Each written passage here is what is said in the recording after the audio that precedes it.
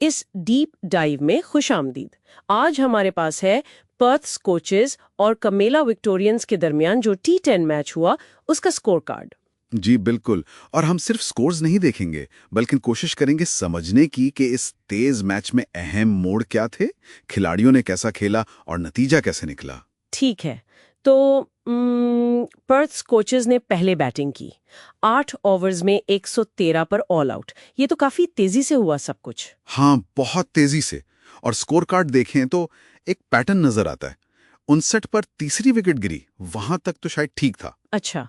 लेकिन फिर 89 पर चौथी विकेट के बाद अरे भाई, आखिरी 6 विकेटें सिर्फ 24 रन के अंदर गिर गईं। सिर्फ 24 रन्स में? ये तो मतलब बिल्कुल ही कोलैप्स कर गए। जी, यही T20 फॉर्मेट का दबाव है ना। 1-2 ओवर्स में ही खेल पलट जाता है। अदम इस्तेकाम साफ नजर आया। लेकिन कुछ रन्स को बने। फैजल बलोच ने 11 गेंदों पर 26 और तमीम इकबाल वाह 9 गेंदों पर 28, 2 छक्के भी। हाँ, और आसन अतारी ने भी आखिर में 6 पे 18 बनाए। तेज खेला। तो इनफरादी तौर पर तो रन्स आए, मगर बड़ी पार्टनरशिप नहीं बन सकी, ऐसा लग रहा है। बिल्कुल यही बात है।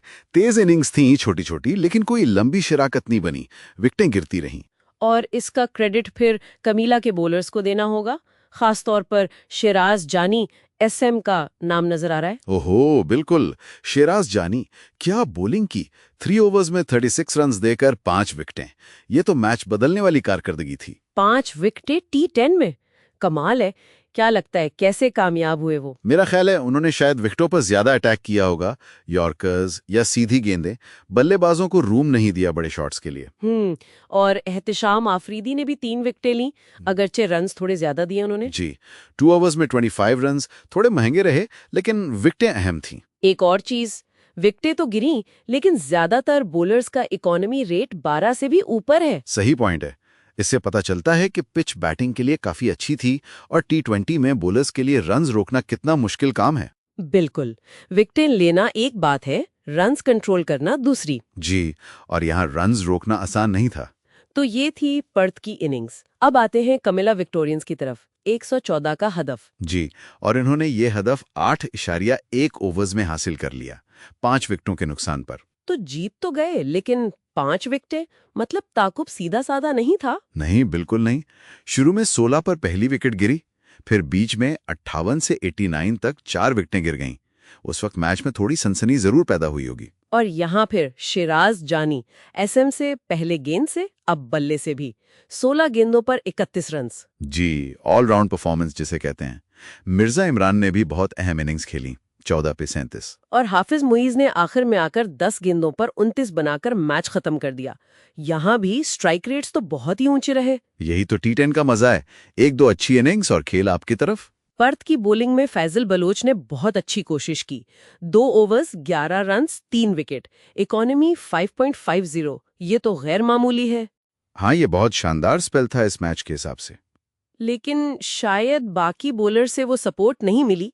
गुलाम कादिर 18 का इकोनॉमी, राना बिलाल 16, तमीम इकबाल 22। बिल्कुल, यही फर्क पड़ गया। कमीला के बल्लेबाजों ने इन बॉलर्स को टारगेट किया, दबाव बनाया और रन्स निकालते रहे। फैसल की अच्छी बॉलिंग के बावजूद दूसरे एंड से रन्स आते रहे तो हदफ आसान होता गया। तो खुलासा ये हुआ कि कमीला विक्टोरियंस 5 विकेटों से जीत गए और मैन ऑफ द मैच जाहिर है शिराज जानी SM।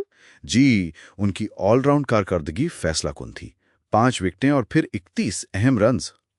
तो इस मैच से हम क्या सीखते हैं? ये एक तेज रफ्तार उतार चढ़ाव वाला खेल था। बुनियादी बात यह है कि T10 जैसे फॉर्मेट में इनफरादी कारकर्दगी कितनी अहम हो सकती है। शिराज जानी ने अकेले ही मैच का पांसा पलट दिया।